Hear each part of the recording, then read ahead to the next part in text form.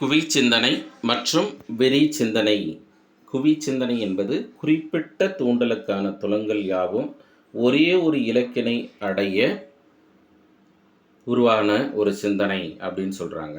அப்போ இதனை செங்குத்து சிந்தனை அப்படின்னு சொல்லலாம். குவி சிந்தனையை செங்குத்து சிந்தனை. அதனால தான் நம்ம இந்த குவி சிந்தனை உருவானது எது அப்படின்னாக்கா இன்டெலிஜென்ஸ் அப்படின்னு படிச்சிருக்கோம். இன்டெலிஜென்ஸ்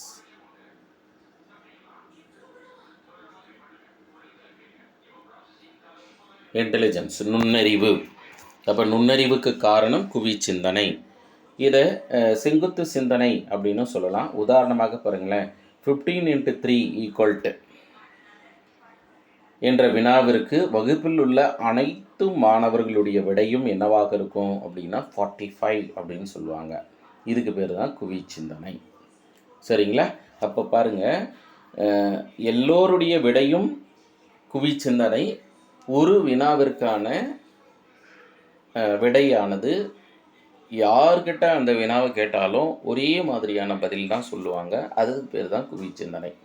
ஆனால் விதி சிந்தனை அப்படி இல்லை. பாருங்களேன், ஒரு குறிப்பிட்ட தூண்டல் வெவ்வேறு விதமான பல துலங்கள். இங்கே ஒரு தூண்டலுக்கு பாருங்கள், ஒரு குறிப்பிட்ட தூண்டலுக்கான துலங்கள் யாவும் ஒரே ஒரு இலக்கினையை அடையும். துலங்கள் எல்லாம் அந்த ஒரு தூண்டலை குறிப்பிடும். ஆனால் இங்கே எடுத்துட்டிங்கன்னா ஒரு குறிப்பிட்ட தூண்டல் வெவ்வேறு விதமான பல துலங்களை உருவாக்குது. அப்போது ஒரு குறிப்பிட்ட தூண்டல் ஒரு குறிப்பிட்ட துலங்களை உருவாக்குச்சுன்னா அதுக்கு பேர் குவி சிந்தனை.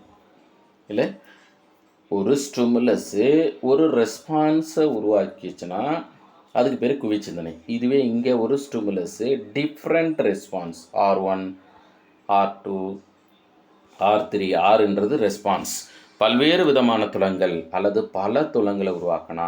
இப்போ அப்படின்னா இது பாருங்கள், இது ஸ்டிமுலஸ்ன்னு எடுத்துகிட்டு இது மாதிரி டைவர்ஜென்ட்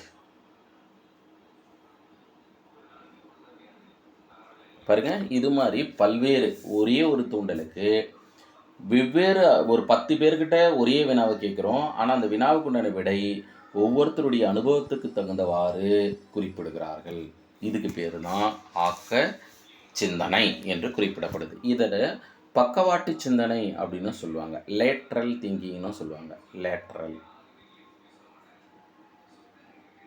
லேட்ரல் திங்கிங் பக்கவாட்டு சிந்தனை. ஆர் டைவர்ஜென்ட் திங்கிங்,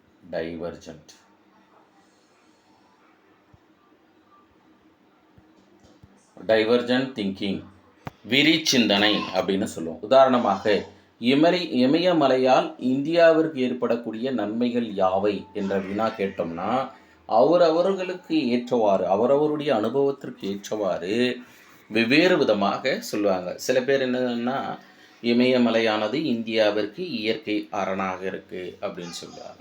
சில பேர் எடுத்துக்கிட்டோம் அப்படின்னா ட்ரெக்கிங் போகிறதுக்கு ஒருவருடைய அடைவு அச்சீவ் பண்ணுறதுக்கு இமயமலை ஒரு காரணமாக இருக்குது. இப்படின்னு அவரவருடைய அனுபவத்துக்கு தகுந்தவாறு வெவ்வேறு விதமாக பதிலை குறிப்பிட வாய்ப்பாக இருக்கிறது.